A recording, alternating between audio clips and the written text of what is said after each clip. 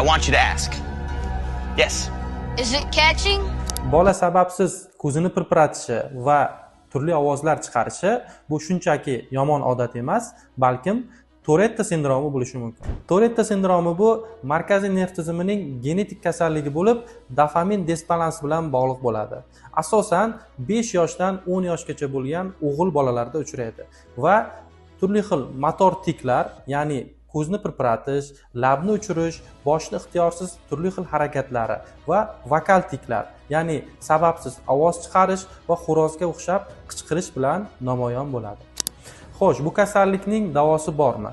Tourette sindromini to'liq davolashning iloji yo'q, lekin farmakoterapiya, psixoterapiya va hayot tarzini o'zgartirish orqali bemorlar hayot sifatini yaxshilash va kasallik belgilarini kamaytirish mumkin bo'ladi.